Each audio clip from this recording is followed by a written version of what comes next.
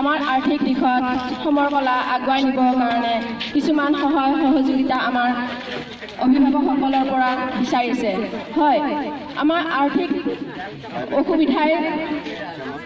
প্ৰতিটো ক্ষেত্ৰতে আমাৰ মানে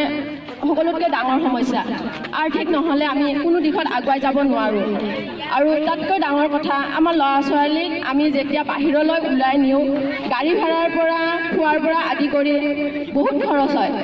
আমি সদায় ফ্ৰী বস্তু বিচাৰোঁ ফ্ৰীতে কি পাওঁ দোকান এটাত গ'লে আমি বিস্কুটৰ লগত কিবা ফ্ৰী পাওঁ নেকি কিবা এটা তেল ল'লে তাৰ লগত ফ্ৰী চাবোন পাওঁ নেকি সেই ফ্ৰী বস্তুটো বিচাৰোঁ কিন্তু ফ্ৰীৰ লগত সেই তেলৰ বয়ামটোত আমাৰ পইচা লৈ লৈ ডাঙৰ ডাঙৰ কোম্পানীসকলে আমাৰ তিনি শিক্ষাগুৰুক অন্তৰৰ পৰা অভিনন্দন জনাইছোঁ সিহঁতক ধন্যবাদ জনাইছোঁ আজিৰ দিনত ফ্ৰী একোৱেই নাপায় চৰকাৰে আমাক চাউল দিছে হয় ফ্ৰীতে এটকা লৈছে হয় কিন্তু আমাক আলু পিঁয়াজ আদি কৰি প্ৰতিটো বস্তুতে আমাৰ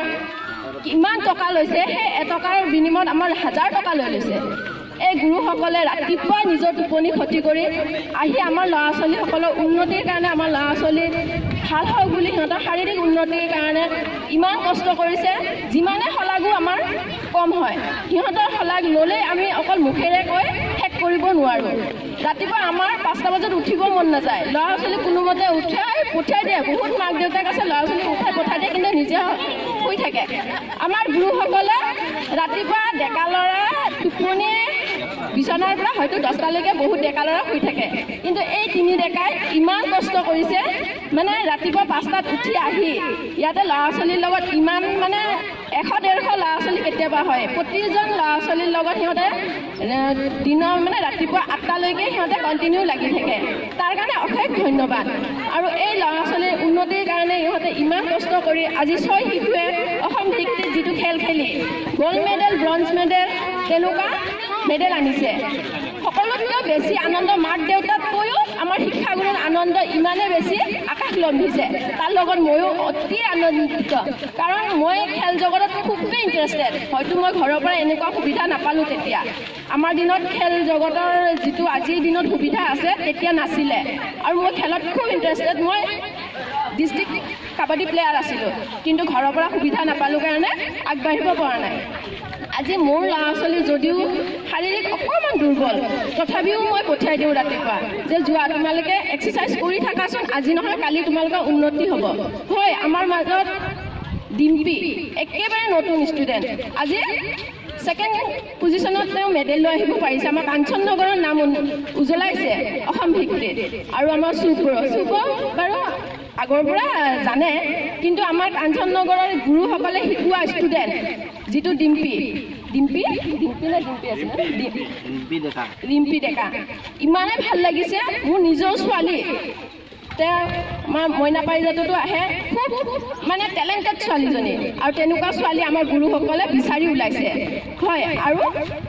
প্ৰথম মূল কথাটো হ'ল আৰ্থিক তেনেকুৱা অসম ভিত্তিত খেলাব নিলে বহুত টকা লাগে গাড়ী ভাড়াৰ পৰা খোৱাৰ পৰা ল'ৰা ছোৱালী ক'ৰবাত যদি মূৰ ঘূৰাইছে বা কিবা হৈছে সিহঁতে পটককৈ গ্ৰুপক তেওঁলোকে চাই থাকিব নোৱাৰে ল'ৰাটোক বা ছোৱালীজনীক সিহঁতে ইনষ্টেণ্ট মেডিকেল কৰিব লাগিব বা কিবা এটা সিহঁতক এনাৰ্জি ড্ৰিংক খুৱাব লাগিব তাৰ কাৰণে ক'ত পইচা পায় তাহাঁতৰ নিজৰ পকেটৰ পৰা দিব লাগিব আৰু আজিৰ দিনত নিজৰ পকেটৰ পৰা পইচা খৰচ কৰি এখন সমাজক এখন গাঁৱক বা লোকৰ ছোৱালীক ল'ৰাক আগুৱাই নিয়াৰ মনৰ যিটো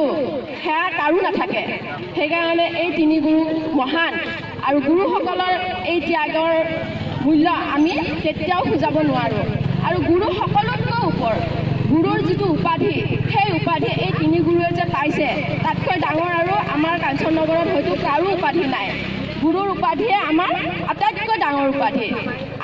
আগৰ গুৰুসকল যেতিয়া স্কুলত পঢ়াইছিল ছাত্ৰ ছাত্ৰীয়ে গাড়ীত গ'লে চাইকেলত গ'লে নমি গুৰুসকলক নমস্কাৰ দিছিল আৰু আমাৰ এই তিনি গুৰু আজি সৰু সৰু ল'ৰা ছোৱালীবিলাকে বাটত লগ পালে ৱাই দিয়ে নমস্কাৰ দিয়ে আৰু ছাৰসকলৰ যিটো গৌৰৱ হয়তো সিহঁতে বহুত গৌৰৱ অনুভৱ কৰে সেইকাৰণে আমাৰ সকলো